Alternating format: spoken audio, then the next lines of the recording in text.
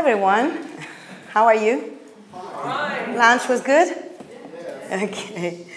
So first of all, I want to thank the Future Religious Heritage for the opportunity to be here today.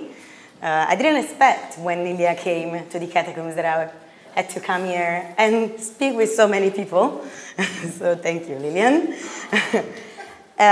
Before I start talking, I want to show you a video that we made for the European Heritage. We won Heritage Champions in 2022. So let's images talk. La Paranza nasce nel 2006 e nasce in maniera, come dire, spontanea dalla volontà di un gruppo di ragazzi di riscattare il proprio quartiere. Le prime attività erano i tour nel rione, i tour guidati nella catacomba di San Gaudioso. All'inizio è stato difficile, le sconfitte erano anche quotidiane, cioè lavorare in un quartiere di cui si parla sempre male. Era difficile trovare ogni volta una forza nuova, una motivazione nuova per continuare, e in questo ha giocato molto Padre Antonio Loffredo. Nel 2008 abbiamo partecipato a un bando della Fondazione Con il Sud per la rivalutazione di un monumento abbandonato che potesse creare occupazione nel territorio circostante. E sapevamo che qui c'erano le catacombe di San Gennaro, semi abbandonate perché gestite con difficoltà direttamente da Roma, dal Vaticano, e pensammo di proporci per far sì che anche le catacombe di San Gennaro potessero diventare una porta aperta verso il quartiere. Adesso, grazie alla vostra presenza, questo quartiere sta cambiando faccia. Voi da oggi siete inconsapevolmente parte di questo progetto, perché anche grazie ai vostri biglietti che non solo si genera lavoro, ma perché la vostra presenza incoraggia tanti altri. Si genera un indotto positivo nel commercio, nelle attività all'esterno della catacomba. Si genera anche un esempio positivo per i tanti ragazzi che magari immaginavano di non avere futuro qui, che l'unico futuro potesse essere altrove o potesse essere quello di una deriva negativa. La magia di questo luogo è molto semplice, è quella di avere una stratificazione così grossa che arriva come tempo a Ninive, a Babilonia, ma a differenza di quei luoghi, lì sono rovine da visitare. Qui è una vita che vive in questi siti che ancora vengono vissuti da gente, questa è la particolarità. Il valore aggiunto è l'incontro con le persone, cioè l'incontro con noi. Ognuno di noi ha una storia da raccontare. Ha fatto sì che all'interno di questo bel sogno ci fosse la possibilità di costruire la storia personale di ognuno di noi, perché la cooperativa La Paranza nasce per dare un'opportunità ai giovani. Prendere queste pietre che normalmente agli occhi dei tecnici possono essere scartate per delle imprese così importanti, per noi sono risultate testate d'angolo. Questo significa che il welfare che noi pensiamo non è quello assistenzialistico, è quello che va a promuovere la persona, sicuri che tutti possono essere testate d'angolo di un sistema che non va a soccorrere, anzi li soccorre promuovendoli. Oggi siamo 14 soci rispetto ai 6 iniziali e in 16 anni abbiamo creato 44 posti di lavoro e recuperato 13.000 metri quadrati di patrimonio.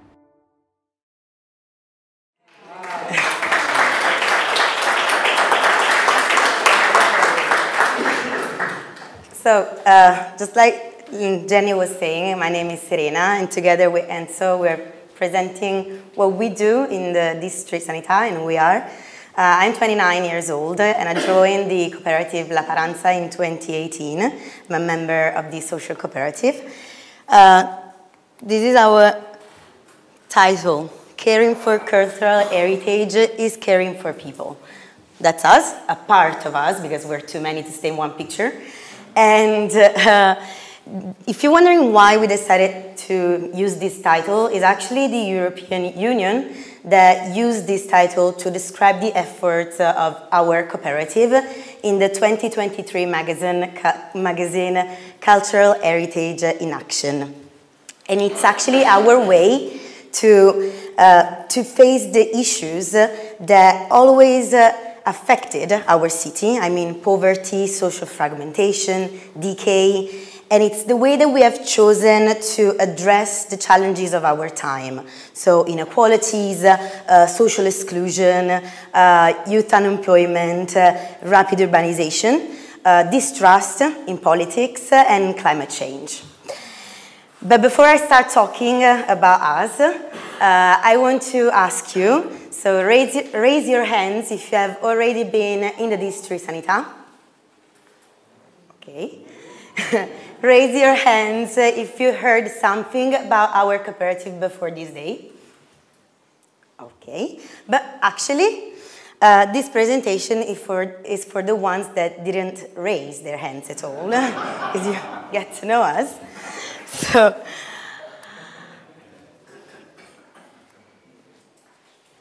that's a map of the city of Naples, and between the hill of Capodimonte on the top and the city center on the bottom, there is the Sanità district. So as you can see, very, very close, attached to the city center. This district is one of the oldest neighborhoods of the city of Naples. In ancient times, it was known as the City of the Dead, because it was chosen to be the burial place, the burial area of the city, since it was outside the city walls, and it's because it's made of a specific type of stone called yellow tufa, which is a soft stone, so it was easy to carve Greek hypogeas and Paleo-Christian catacombs that you can still visit nowadays. But in the 17th century, the District Sanità became the house for nobles and aristocracy. Popes, kings, cardinals used to pass through this area, this district, to reach the hill of Capodimonte, where we have the royal palace of the city. And noble palaces, Baroque churches were made everywhere in this area. Everything changed in the 19th century with one decision, the construction of this big bridge.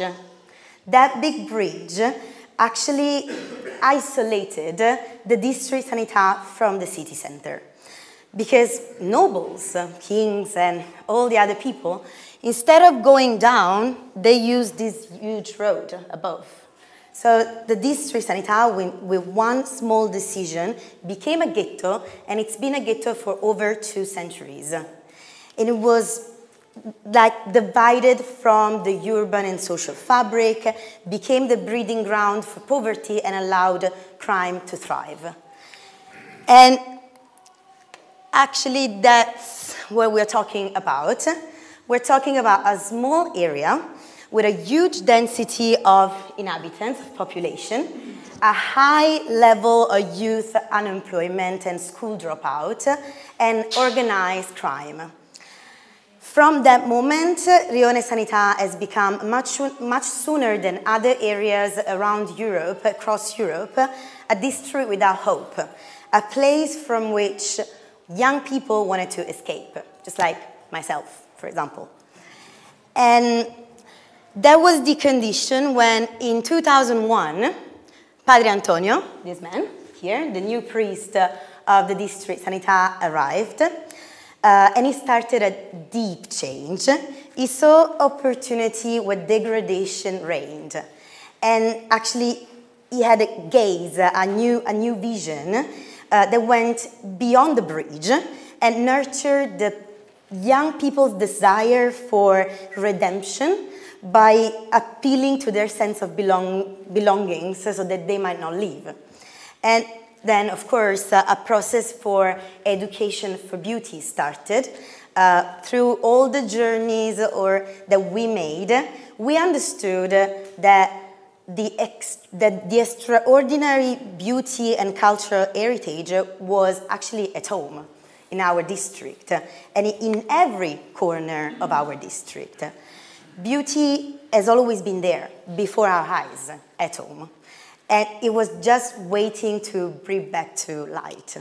So, and last also, but not least, Padre Antonio did something that was so simple yet so revolutionary. He trusted us. And in that moment, we had the we had the courage, we decided to work up the courage to stay and to do something. And that's what we did. We founded the social cooperative La Paranza in 2006. 5 friends, at the beginning volunteers, and we started our activities in St. Gaudioso's catacombs. St. Gaudioso's catacombs are the smallest one of the city in the heart of the district Sanità. So it was, yes, an extraordinary place, but it was not enough. It was a success, but it was not enough to be sustainable. But near the catacombs of St. Gaudioso, there is also another special place, extraordinary place, St. Gennaro's catacombs. St. Gennaro's catacombs are the biggest one and the most important one of the city. And that's when everything changed. The turning point is right here, 2008. After 2 years of the foundation of our cooperative, we won a call for proposal made by an Italian non-profit private organization. And the name of this foundation is Fondazione con il Sud. If I have to translate, Foundation with the South. So we won private fundings. We made a deal with both with the Vatican and the local church, and we had the management of St. Gennaro's catacombs. And we actually wanted to bring people into the district Sanità. How can we do it? Yes, we reopened St. Gennaro's catacombs. We made enhancement works, safety works, but we gave them also an excuse, and we made 1 ticket for both catacombs, St. Gennaro and St. Gaudioso's catacombs. You can see both places in 1 year. So with that excuse, people started to walk down in the district Sanità and discover the beauty here. But way more important, we gave them to the visitors, we gave them the opportunity to help us erasing the bias that shaped this area for generations.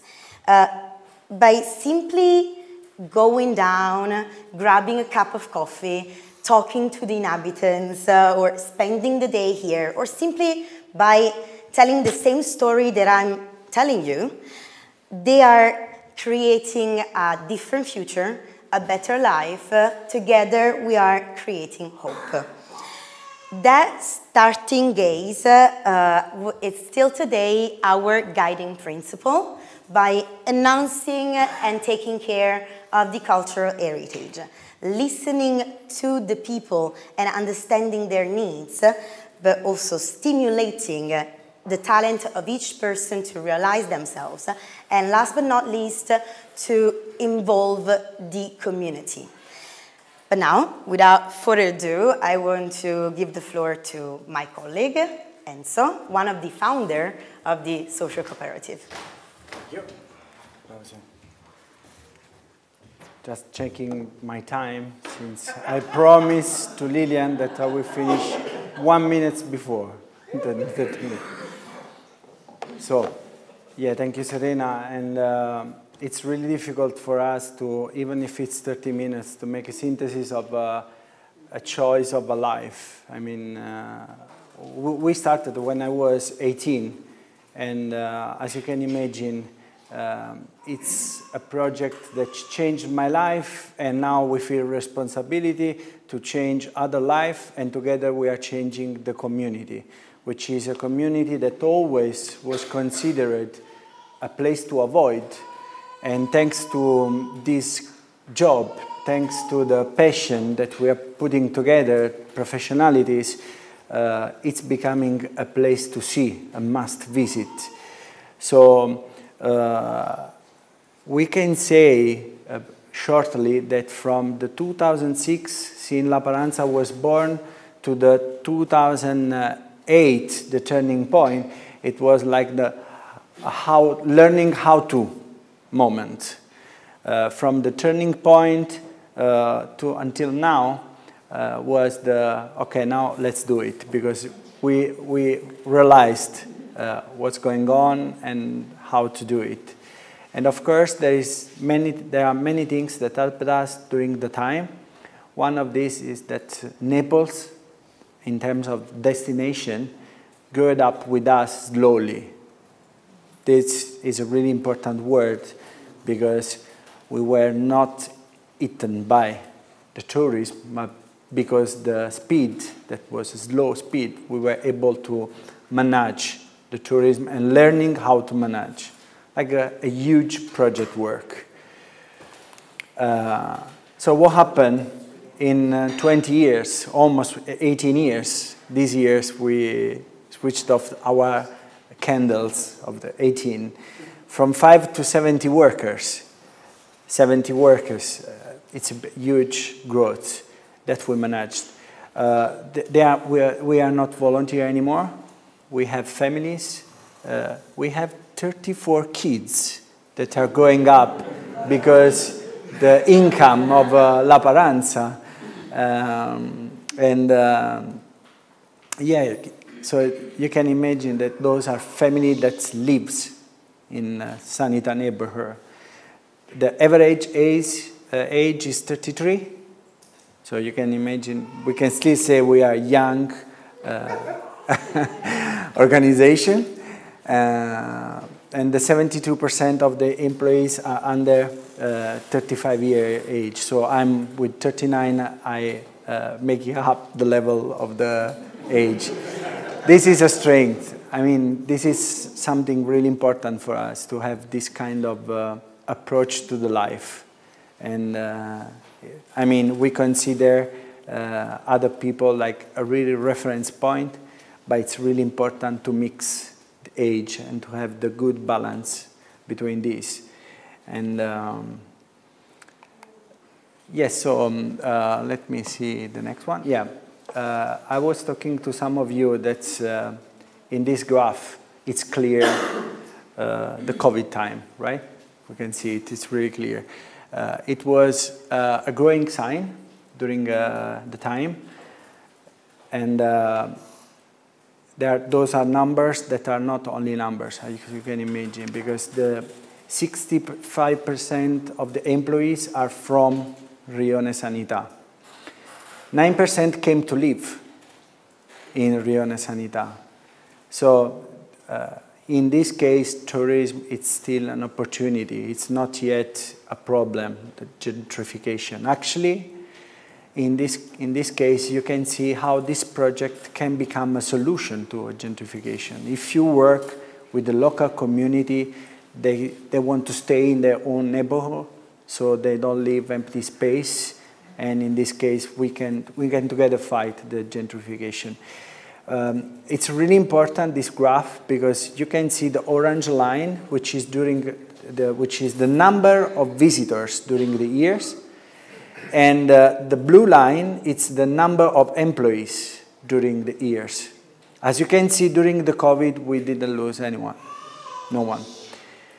So we keep together, we become more poor, but we didn't die, which was really important. And actually, when the COVID passed, like now, we keep growing the sign. And another important thing is that working together, you build a community that works together. And we said, we brought the lights to Sanità neighborhood, not only for our organization, but we were able to drive also other stakeholders and bringing value to the local community. So what happened? That in the 2014, we were able to found, together with other people, non-profit organization, private organization, the Church of Naples, the San Gennaro Community Foundation, which is the maximum picture about the community that works together to solve problems. Because as Serena showed before, we are doing this because we want to create job opportunities, because we want to put the needs of the local community, of the people, in the middle of our project. So of course, at that point, we need one head, one office, one collector of our energy. So the community foundation, it's a needs that comes from the community. It's not a project upside down, but it's a bottom-up project as well.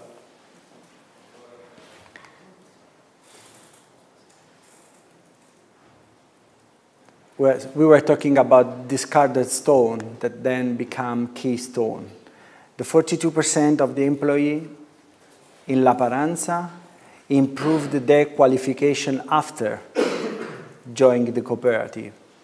Because you can imagine in a neighborhood where the school dropout is 60%,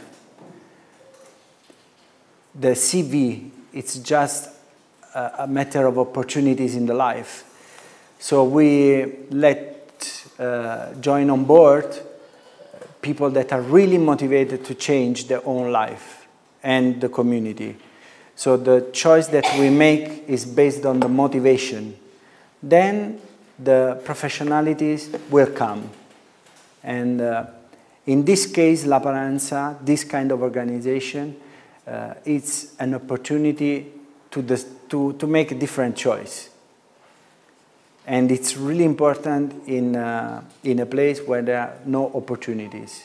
It's really difficult to understand, and I really hope that you get it, because I'm sure that at your home there is like a huge library, at least a small library. There are books.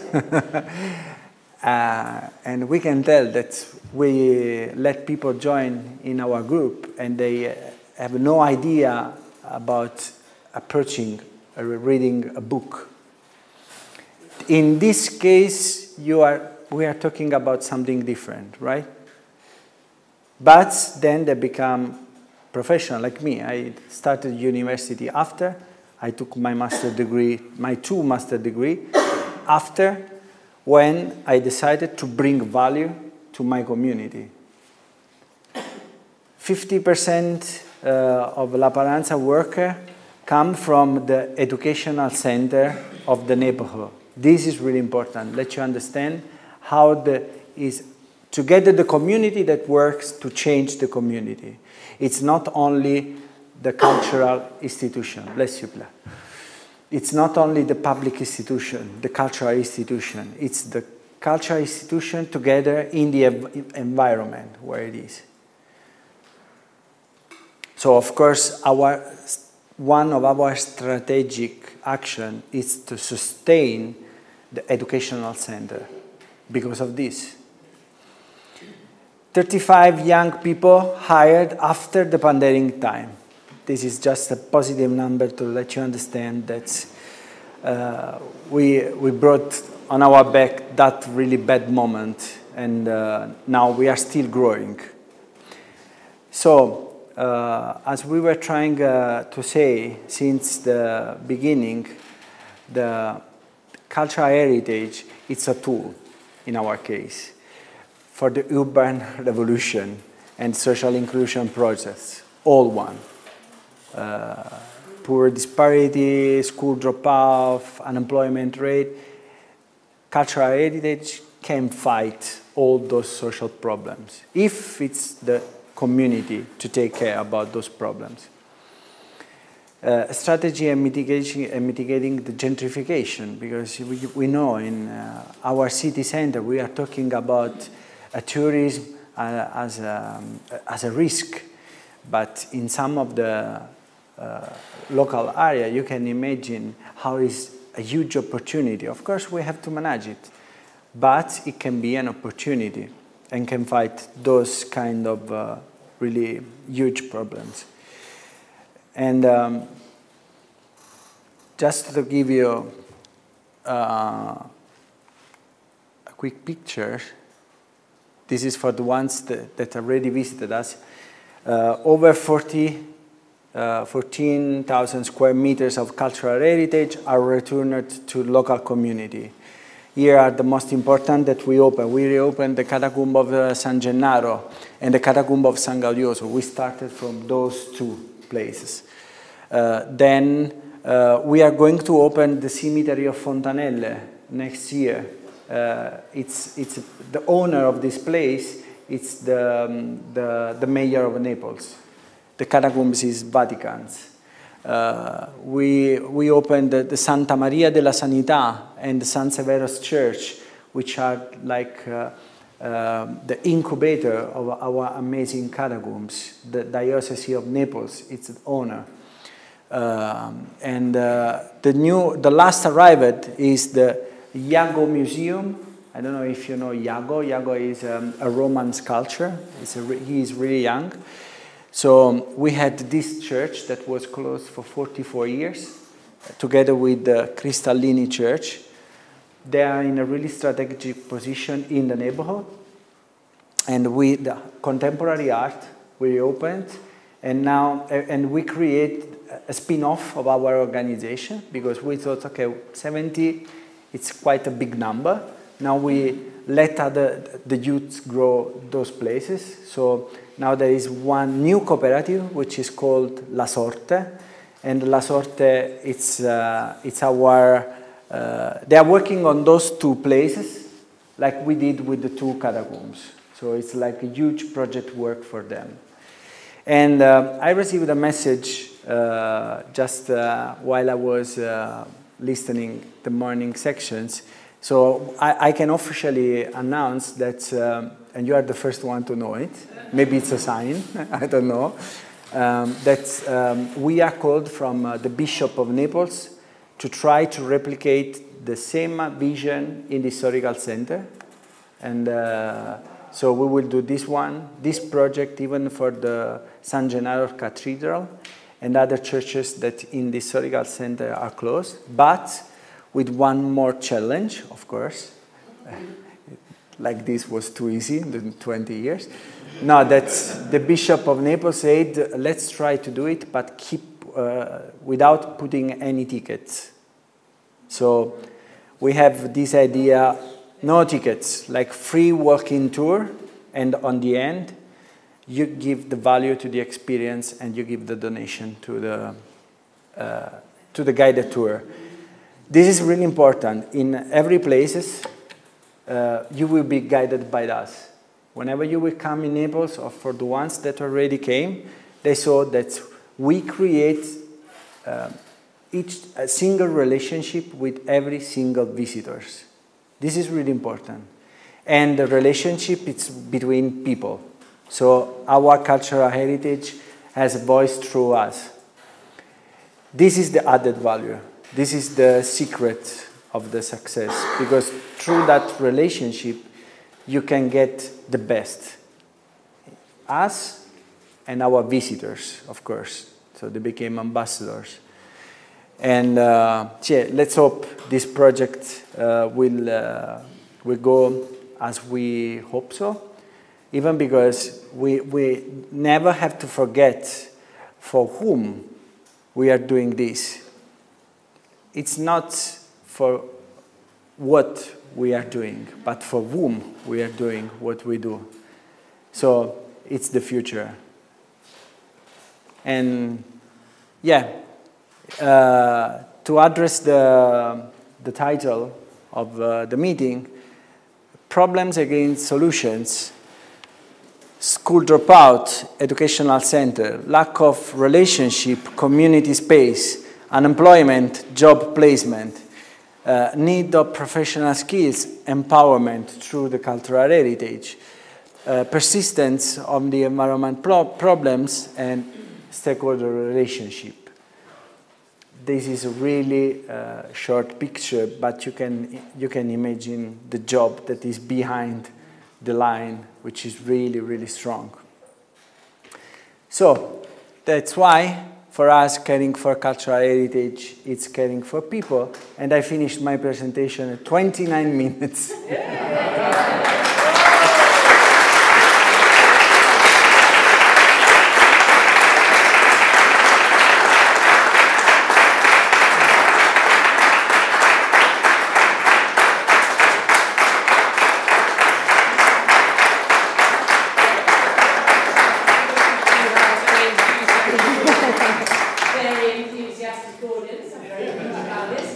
Right, now, time for question and answers.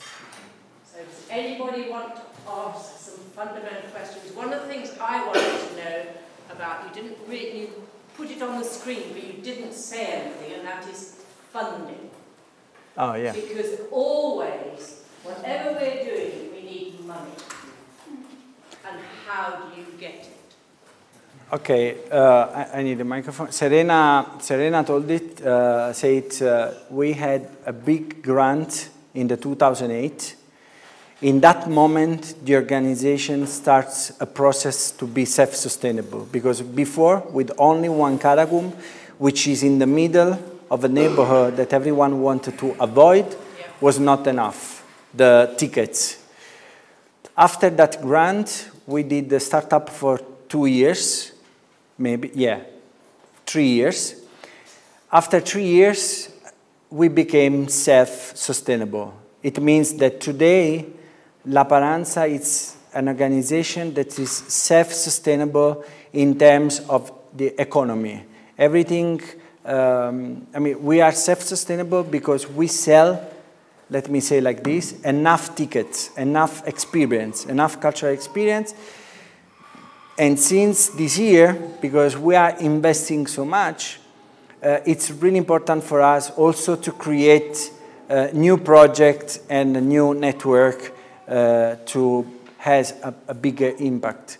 But we are not self-sustainable because we receive money from the public institution. Actually, everything that comes in terms of economy are the economy that we are able to produce. I don't know if you want to add something else. Can I ask something linked to that? Yeah, there's a question over there. So does that cover maintenance and repairs? So for all these buildings and catacombs, are you maintaining those properties through the funding that you've been receiving, through the being self-sustaining? Does it cover maintenance and repairs? Does it cover restoration? We need the project, especially for this. Our project, I mean, the ordinary manutention, yes, it comes from the tickets. For the extraordinary manutention, it has to come from a special project that we do. But anyway, together with the private people. I mean, we look for private funds because we need extra money for the extraordinary manutention. Maintenance. Yeah, maintenance, sorry, yeah. And also private funds are quicker, faster than public ones. Very well said. That's why. Very good, Serena. Right, are there any other points or any other questions anybody wants to? If not, could you please share how did you survive the COVID years? Because you saw in your graph that the amount of tourists reduced, but you didn't fire anyone, and you still maintained through these difficult times. What is the secret?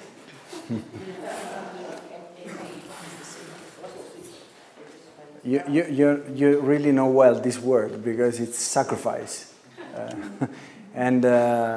Yeah, during that time we had just a little support from the government that gave just small money. And also because until the COVID, we were saving a small amount every year that was for urgence and urgent things, no, like a pandemic. Yeah, but we didn't know. And it's funny because every year we were, when we had to do the balance, we were like saving. And in the moment that we were taking those money apart, we were saying, okay, we have to do it, you know, because if you have a good consultant, they say, guys, we don't know, but it's better to keep it apart. Of course, like COVID, no? So that's why we say that during COVID time, we became poor, but we didn't die, because we used that saving that we were, so it's the result of our really responsible management during the year. that was the really, really important. Thank you. Anything else? You? I'm sorry, but you know, I have the benefit of sometimes meet amazing people. And even when I'm on holiday, I sometimes meet people who are here down on this floor. So I just wanted them to share the story, because this is youth, young. It is cultural heritage as a means for society, and this is the future for all of us. As also, like for the Ukrainian case, you do these things together, and they really did. Like a company, they would have got rid of a lot of their employees, whatever. But the basic of them is to grow people, to give them pride, to belong to the area, and so on. So they have such different starting ideas, which might be the future for all of us. And by the way, they're all under 35. Isn't that amazing? Because most time I meet a lot of people, well, I have a colored hair, but gray hair, rest assured that it's like this. So I just wanted to see, and so I want to ask another applause, because they are really amazing.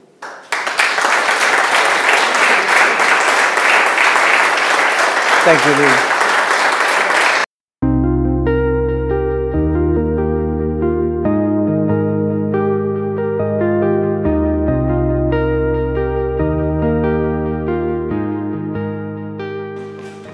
Thank you very much. Let's start. Oh, I can use this? Oh, great. Thank you very much. Nice t-shirt. Is it like this? Where do you need to point? Where do I... That arrow? Yeah? Yeah, thank you very much. I will talk about the Södra Råda craft scientific reconstruction, knowledge from the past, a resource for the future. And Södra Råda church was built about 1310. It was a wooden log timber church. It was mostly famous for the high Gothic wall paintings in the chancel. It was sadly burned down by an act of arson in 2001, but immediately the National Heritage General Director decided it should be reconstructed as a pedagogical example, and also so we could learn more about the wooden heritage. The church was situated in a very small village, so it couldn't be reconstructed only for this village. It had to have a greater purpose.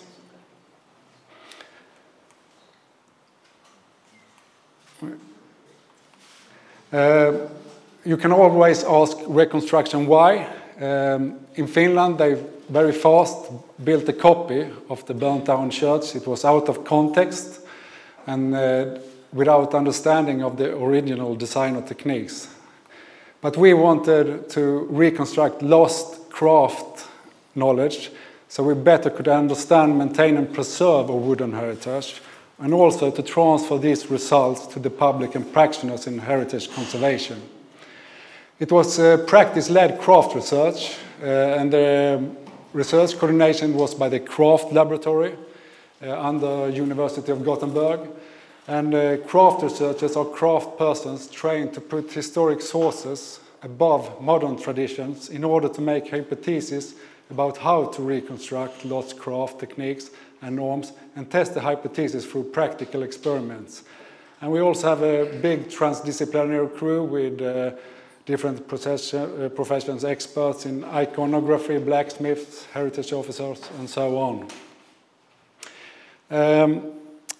In the beginning, we had an above, out of context perspective. We used our modern craft tradition and norms and natural sciences and so on, and the modern zeitgeist, and we looked down to the medieval times. But as the project worked on, we tried to be like in the middle from within as apprentices to learn from the past and not to judge it, to get new questions and different answers. Primary sources, we had only a few drawings made in 1908. They were and some charcoal remains. But we also studied the other extant wooden medieval churches and medieval literature and so on. And does not geometry teach how to measure every dimension through which carpenters or stoneworkers work? Was a rhetorical question from Robert Kilwarby, Archbishop of Canterbury, about 1250. So we didn't use the meter system, it didn't exist then, so we used geometry, for example. The craft research, we are professional carpenters that make experiments based on different historical sources. And in this film clip, we are trying to make 13-meter long rafters, only with axes and wedges, and this hadn't been done for about 700 years when we tried it out, and we had one attempt to see if we could do it. But it was a sister project to the Södra Råda reconstruction, so we had been able to practice in smaller cleaving experiments in Södra Råda for several seasons to learn about the techniques. And we didn't take any shortcuts. We started in the forest and felling the trees with axes, and because we don't believe in shortcuts, because then you might get very different answers. And even the tools are to a high degree reconstructions. And who could have thought that the 13-meter long rafter is like spaghetti? We didn't. And we also learned how you could take out really big trees from the forest without any machines. You just carry it. It's as easy as that. As you can see, 13 meters is quite long.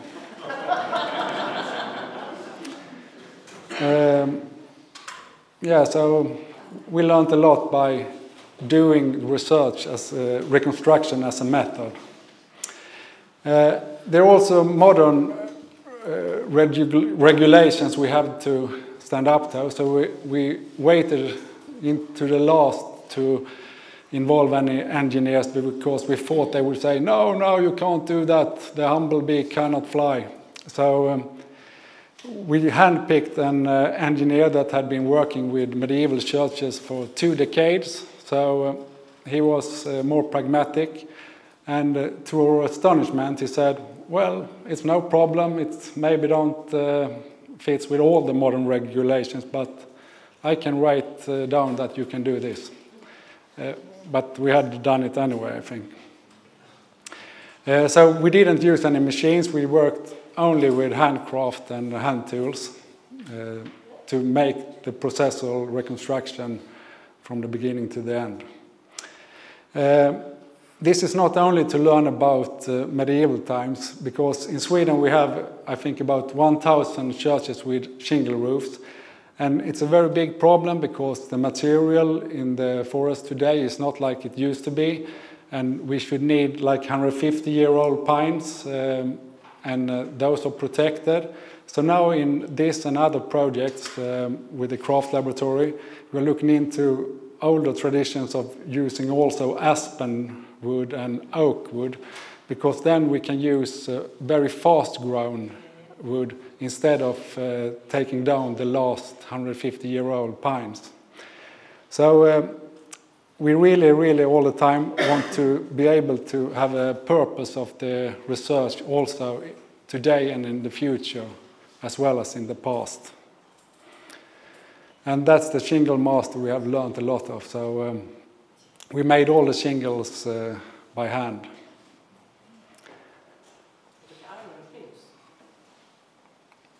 And some results of the craft scientific reconstruction so far. We have focused a lot of transfer of knowledge. We have made several international and national papers and very much mentoring students. And there's several videos on the craft laboratory's YouTube channels and so on. And we have made presentations at conferences and a lot of activities also. And we have had lots of synergies with different projects. For example, there have been several diocese projects. One I was project leader for was in the Diocese of Lund. And another sister project was the restoration of the medieval tithe barn from 1294 in Ingatorp. We couldn't have done the restoration in the way we did if it wasn't for the Södra Råda project. And the Södra Råda project learned a lot from this restoration, so it was very much very important synergies. And it also got a European Heritage Award in 2009, even though it was a very small little barn, so we were really surprised. Upcoming craft scientific project is we're trying to get funding for do research in European 14th century painting techniques on wood. And we want to do it in the same manner, and we have last November we had a conference for people from all over Europe. And if you sum it up, the model of reconstruction is research through reconstruction, results used to preserve, use and maintain our heritage in wood, and also to transform these results for modern needs.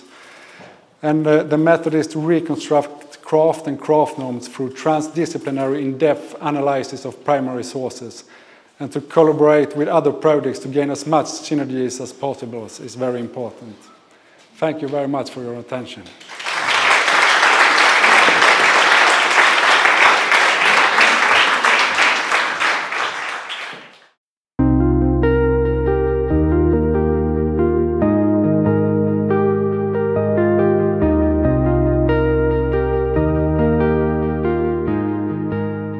It is the first time, by the way, that I am invited as a speaker. So I always have a lot to say. That's normally with who I am. But that's me. But I am always everywhere to represent FRH. So it's the first time that I can speak on behalf of my own work, or at least my country's work. I am Dutch. This is my country's challenge. Shall I do it like this? Oh. This is my country's challenge. In a nutshell, so the status of the religious heritage in my country, 7,110 religious buildings. Everybody knows probably that we have a flat country because we have recovered many lands from the sea. So you can imagine what bell towers mean. And you might also, we have a lot of experience in the past, like 1,530 reused buildings. And these are figures of 2020 because there are even more now in transition. So just to make sure. Because there's somebody checking me in this room because we have official representatives, so I have to do the figures right.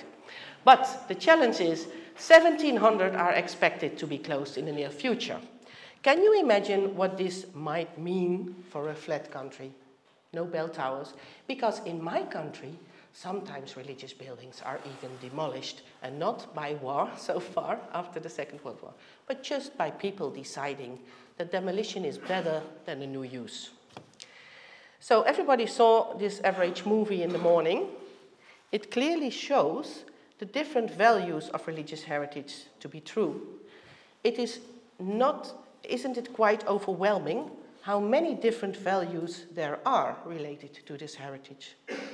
It is a huge task we are facing to try and hand over this heritage to future generations. And not being alone is a big benefit.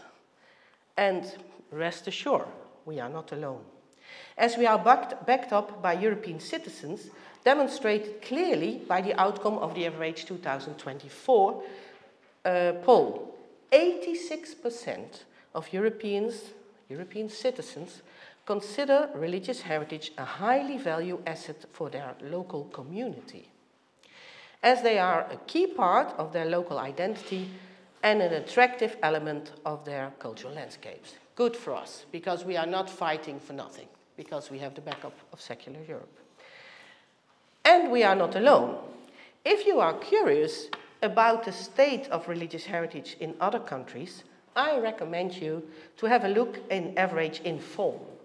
It's a booklet produced by FRH and its members, because everybody is curious what is happening in another country. How is the ownership done? What is the legal jurisdiction? What are the figures, you know? We gather them because we are all together and we can produce these things.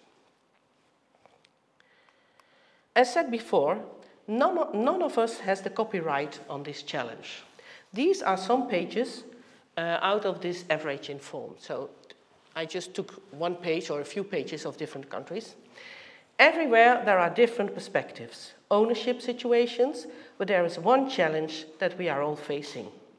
Choices will be made, if not now, then in the very near future. In my countries, it's like a tsunami at this very moment. It is expected. And so 1700 is a lot, and we have to start thinking they will become abandoned.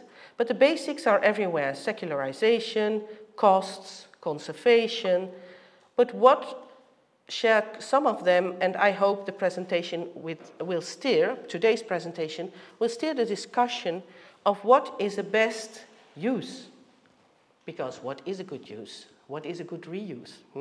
There's a lot to think about and to learn from each other, and a great need to do so. So I just show you some pictures. So we are not alone. Whatever I'm going to show you today, keep in mind, reuse, as I learned from Thomas Commons, one of our founding members, is of all times. It is a way to survive. Heritage value is perceived in a different way over the eras. Many former places of worship, the heritage value of which presently is acknowledged, only exists today because they were reused. Afterwards, they were restored and considered highly valuable. I show you some pictures of my fellow advisory, like these are the pictures of Thomas that I mentioned. These buildings were all like, this was a factory, it's now a monastery again. Totally restored, you can visit it again. So these are all buildings that have been under a lot of stress, but they survived due to reuse. Whether we considered it a good one or a bad one, but they are still there. One always has to cope with values, and reuse or extended use brings changes to the original use. It's a matter of keeping the balance, that's the challenge. Every object, every part of a religious building can have a symbolic meaning. For instance, the door is not only a physical entrance, it also has a spiritual function. If the church represents heaven on earth, then the church door are the image of gates of heaven and can be decorated accordingly. This picture that you show now is of Cantabria, where our president lives. It is the Puerta del Perdón, so the door of forgiveness. And during the Jubilee year, it opens for people. So a lot of pilgrims go through these years, through these doors. From the door to the ceiling, the interior points the message of God. Whether its labyrinth is inlaid in the floor, the breathtaking height of the valued ceiling, or the sky blue of the standard stained glass windows. The idea is that your bodily movement through the building spiritually closer to God. What happens when you start to reuse such a building for a different purpose? Oh. Over the years, and now my work comes, based on experience in the field, a methodology was developed by me and some partners together. Every reuse or adaptive or extended reuse needs research and preparation. One needs to gather different information on different fields and aspects. Plus, one needs to build a sustainable and positive business case for the future.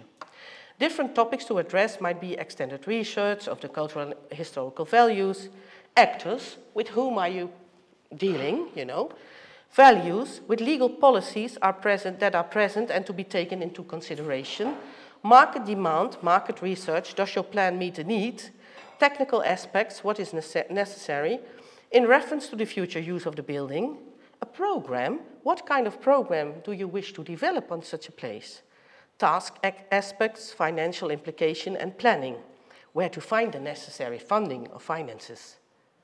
There are a lot of guidelines for the process, and then a showcase. And what about meeting the energy efficiency and comfort wishes for the future? Plus reaching the necessary sustainability goals, less carbon dioxide, etc. And what is the effect it has on the building? Is this a reasonable, sustainable solution that I'm showing here, or not? What do you think? You know? Different opinions probably, because I hear saying, and others might say, well, it's a necessity, yeah. A showcase that you can do also some different things. So I want to show you, I want to have the challenge with you to steer up the discussion during the coming days, because we are so many different peoples together. What is a good use? What is not used? What do we think altogether from different countries? So I will show you some showcases. Some are very creative and thinking out of the box, or the comfort zone. Novelties and new ways of imagining the space, economic value changing, is the Championing in Churches initiative.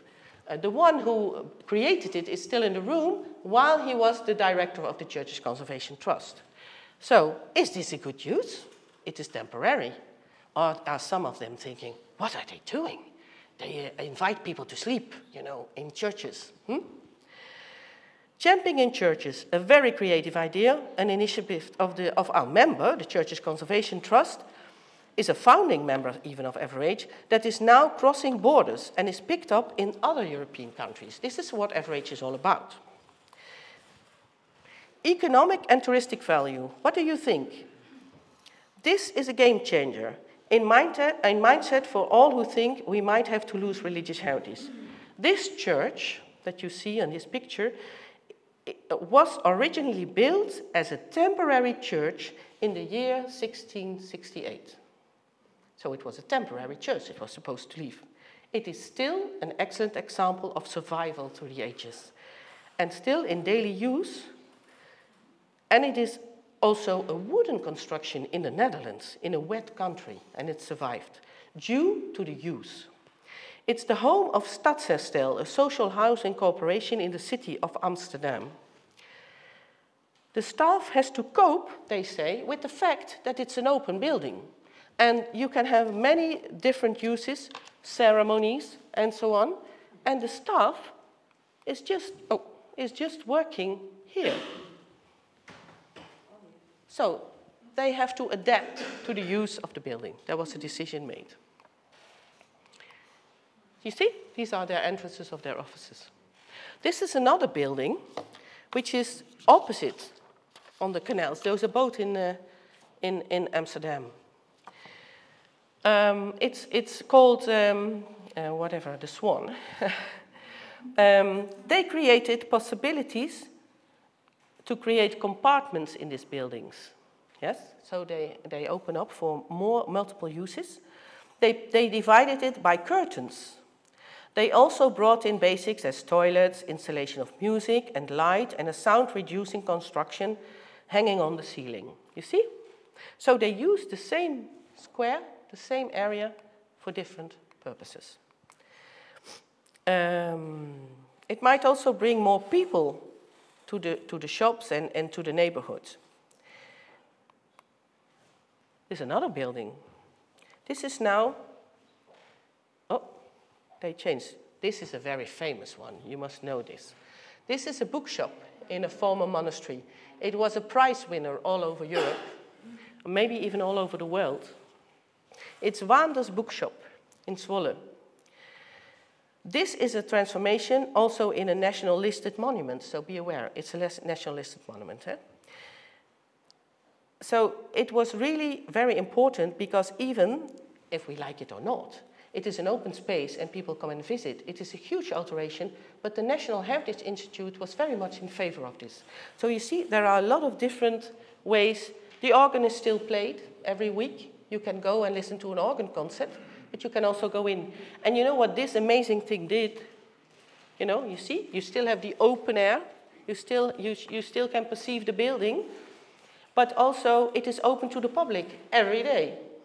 And not only that, it brought a lot of new, inspiring people to the city center of Zwolle because they come and visit the church, but they also spend money for a coffee and whatever. This is another, it's a younger church, but it's also a national listed monument. And I said I would go and challenge you. This is now a healthcare. So is this a good use or not? It's still a use for a lot of people. It's still an open building. but it required some interventions, some big interventions. You see, this is where you go to the apotheca. I'm just challenging you. This is also a very nice one. What do you think? The church survived. We put a brewery in. Well, many people might like it. At least it's a meeting place. But it also, I see the person from Ukraine looking like, no, it's not real good juice, but whatever. We say, you know, as Thomas says, maybe this is the survival of the building for many times, because it is adapted to the needs of nowadays society. It is used, you see, well, it's a brewery. But here you have a very nice intervention, which is very modest, very respectful, bringing in comfort zones in a church to open it for more than one, having a very wonderful design, well thought through, you know, but then still there is a kitchen, and there is a toiletry, and there is a garderobe, and they can use this. So you see, this is the only intervention they have, but meanwhile they can open up the church for many different things.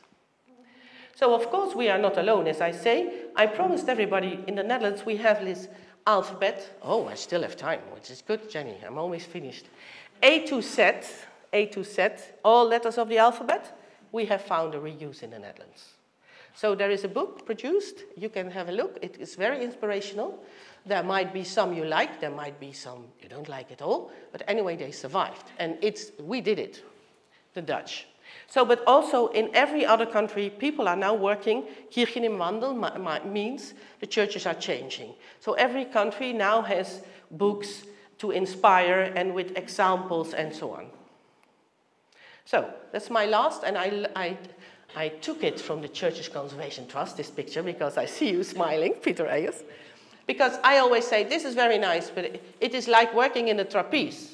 Because you never know exactly if you do the right thing, but it takes a lot of effort and a lot of strength. And also, like with La Paranza, you just have to start. And then you meet all kinds of different difficulties, but don't give up. Because if you go in, it is always a hard challenge. It's never easy to find a new use for a building. So, thank you. That's it. Thank you.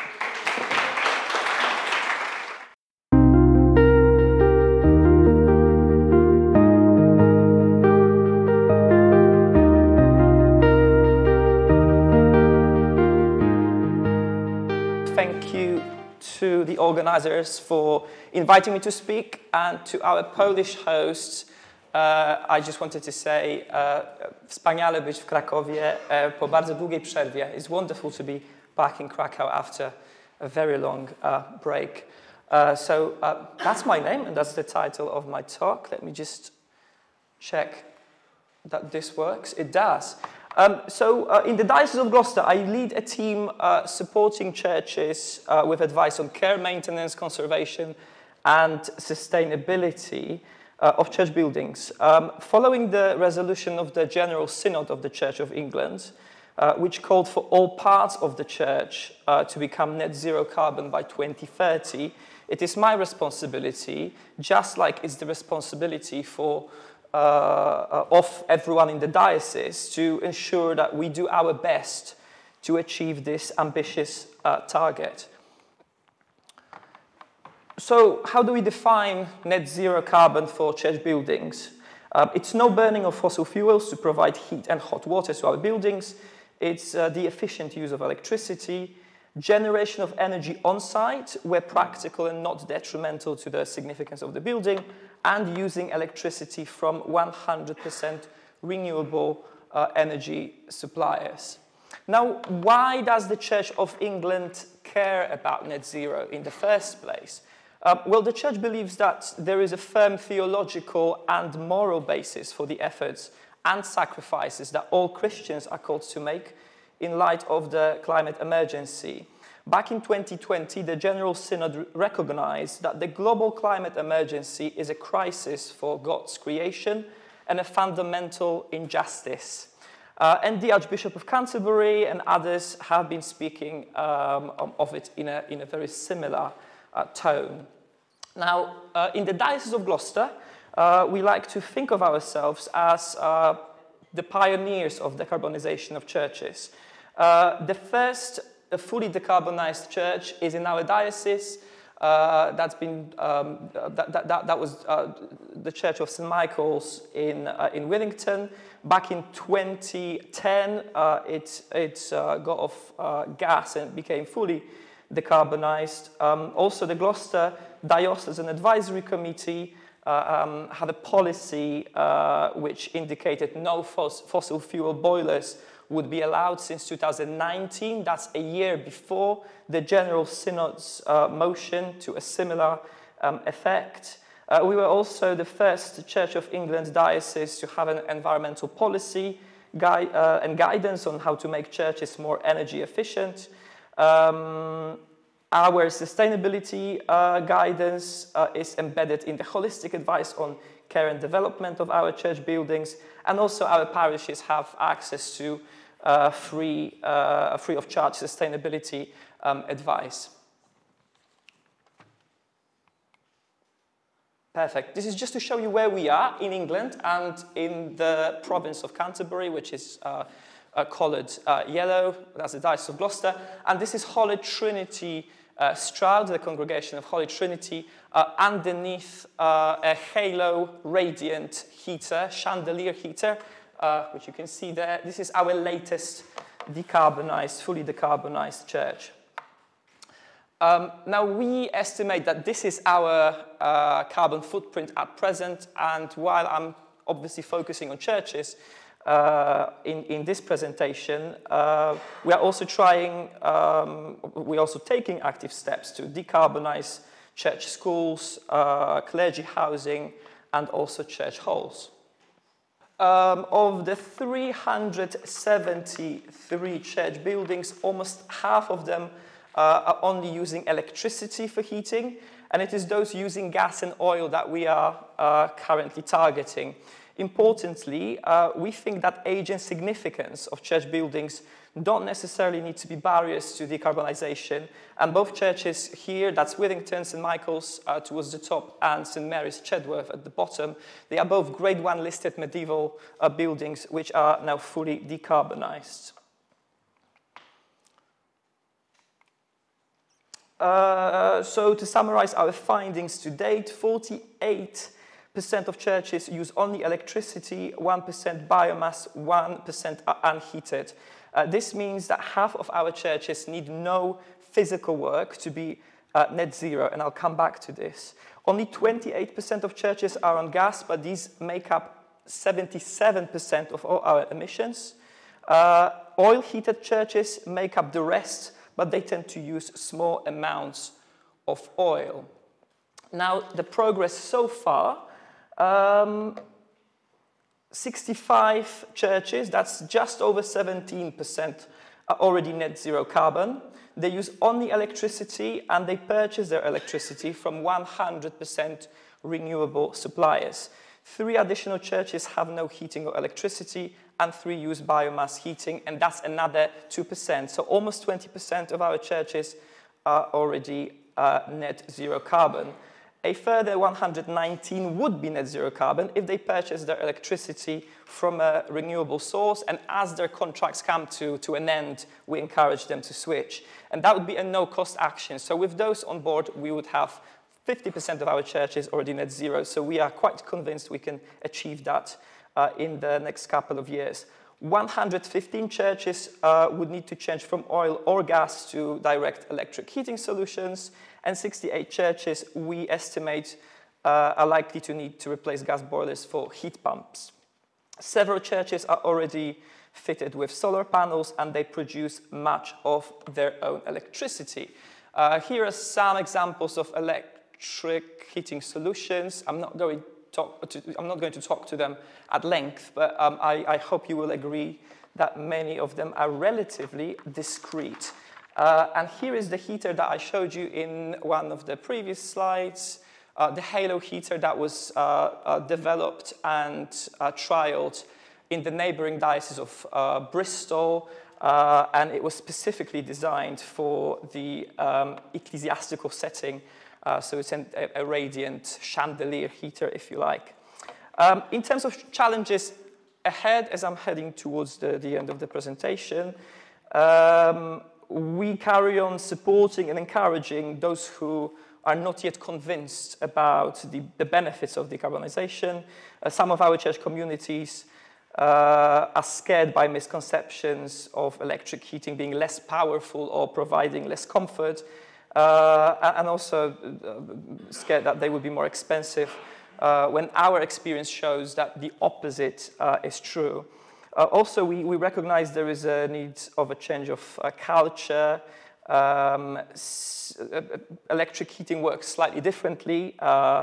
It heats the person, not the air or the volume of the building. And also the last challenge for us is that 50% of our churches still don't complete, 50% complete, and 50% don't complete our energy footprint tool, which is something that helps us to understand the data better.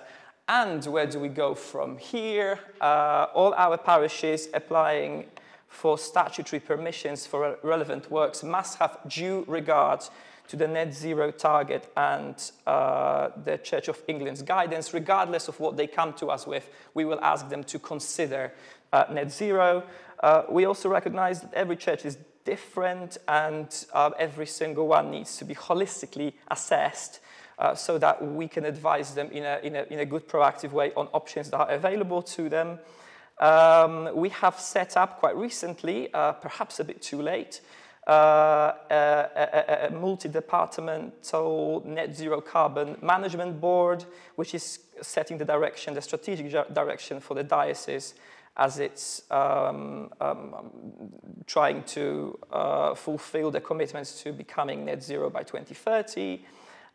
We also have 3 net zero carbon project managers who were employed quite recently thanks to the funding from the church commissioners, and that's a partnership with 2 neighboring dioceses, Hereford and Worcester.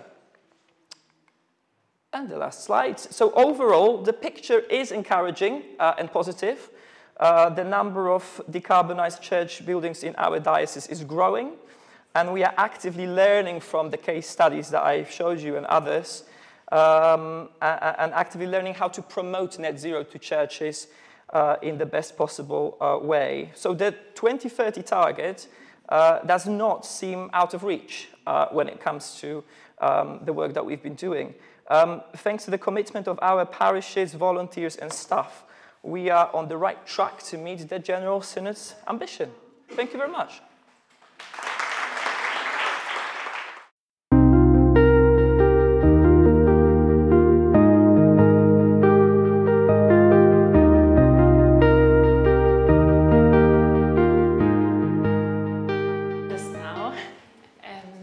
Thank you so much for being here. So I'm a German Brazilian who studied in Maastricht. And in Maastricht I got inspired on the one hand, but on the other hand I could bring in my topics that I were passionate about before. So Catholic theology, which I studied before, and business, which I also studied before. So I'm working always on the intersection. And then in Maastricht, I saw some beautiful and interesting examples, positive and negative, of adaptive church reuse, who really brought that topic much more to my attention. So I wanted to do a research, my master thesis on it from a marketing perspective, which I didn't find represented in the space so much. So I don't know, I click or? Exactly. So for my personal German context, we see that 40,000 German church buildings will have to be sold or repurposed, at least 40,000, by 2060. So this is like even more. So we have like a huge challenge and coming there, which we have to tackle and we have to deal with. And what is marketing bringing here to the table? So in a religious consumer society, marketing can be a powerful tool for churches to address people's needs and create value. Value means a positive change in well-being and is co-created by an ecosystem. So La Paranza is, for example, a beautiful case of that showcases this very, very well. If we look further, for our case, like for marketing, we normally in the middle of the different actors, we put the customer, or in my case, the church member first. Which means that in Germany, the church member pays church taxes, so is directly financially responsible for, or not financially responsible, but paying for all what happens with church real estate. So I have a little bit of a complicated conceptual model, which puts a concept that is called customer equity in the middle. So what is customer equity? It is the immaterial capital that is derived from, or is created through 3 different layers, which is value, which we already talked about, brand resonance, and relationship. We talk a little bit more about that later. I have investigated that concept for the context of church buildings and also checked how it is related to general church organization attachment and church satisfaction.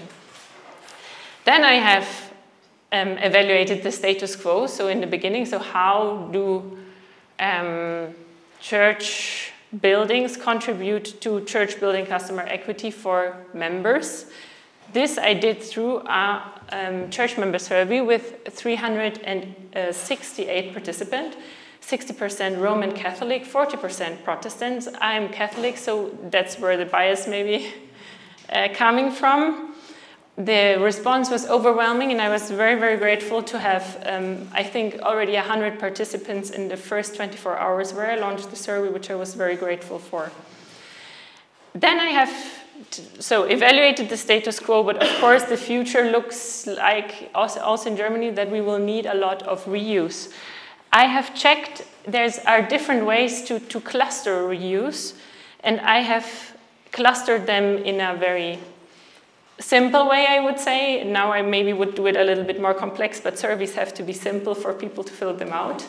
So I have clustered them into social purpose and commercial purpose, and no purpose, which is demolition in my case. All of this conceptual model I integrated into the idea of sustainability, which I found theoretically, I read about it as having those 3 pillars: economic, social, and ecological. Those aspects, so the member and people orientation, which we learned from our other talks today, all going into the aspect of social sustainability. So if we look further, let's look at our main concept in the middle. So brand, value, and relationship. Brand sounds a little bit ooh to many church peoples. I have worked with a lot of people in church organizations who are scared away by marketing terms and business terms because the general idea is that we only want profit and maximize profits and things like that. And we have seen that brand equity is more like what is the idea, what is the image and the meaning that is transported by church buildings, which I have measured quantitatively, but also qualitatively, which we will see in a sec. For the numbers, everything is measured on a scale. 5 is agree, 1 is disagree, 3 is the middle. So if I have values over 3, this is positive. We see for church buildings, they have positive brand resonance, positive value, and strong positive relationship equity. When we look at the repurposing scenarios, I presented them pretty drastic pictures. Maybe with an architectural background, I could have made that a little bit more accurate, but I choose examples from Western Germany that already exist. So you see, no purpose, people reacted highly negative to it. Social purpose, positive. Commercial purpose, ambivalent, because the value is under 3. This is influenced highly, because attachment seems to be a very important variable here, by or is related to church attachment. So church attachment has, like, you see that little 0.436 signs. This means there is like a correlation between general church organization attachment and church satisfaction on the customer equity.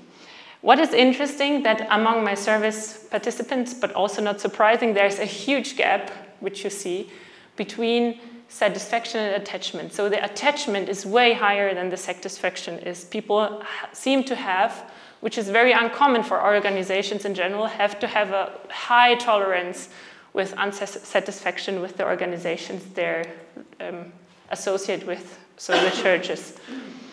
Then we have the one-word associations, which were interesting. So in the beginning, I asked the survey participants to think of the first church that came into their mind.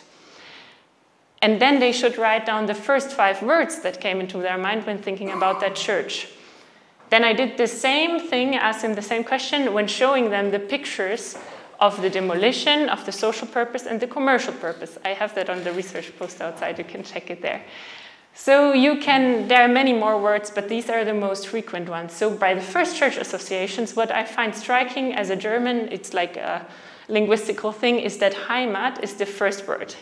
The translation to home is not accurate because I would say it's more like a deeper sense of belonging, which I find a very, very strong word. For the heritage people here, I think what is also interesting that schön, so beauty, is a word that is highlighted a lot. And we see that with a social repurposing scenario, the quantity of how many times beautiful is mentioned doesn't change much. So it remains almost stable. In the case of the no-purpose scenario, sadness, very deep negative emotions are the reactions of my church members. In the social repurposing scenarios, we see meaningful, good, future, preservation, community, all positive associated words. Whereas in the commercial repurposing scenario, you see a high level of ambivalence. You see positive, negative, and it seems that the community or the church members that I asked, who were pretty highly attached, because that's selection bias in my case, they were ambivalent and couldn't find like a term, a word, or idea, concept to agree on. So it's highly ambivalent in that case.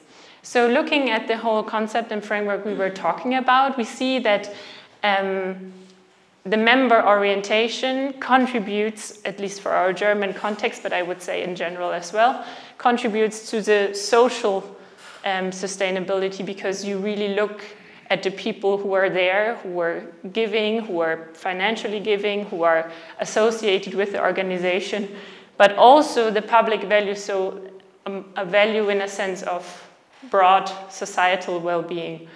Then, of course, this is sometimes, it seems to be in conflict, but this also needs or relates to economic value, leads to economic value and economic sustainability, and is not complete without the ecological dimension that was so beautifully presented before.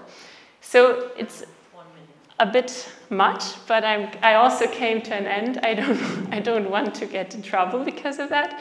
So these are just my reference, and thank you very much for the invitation.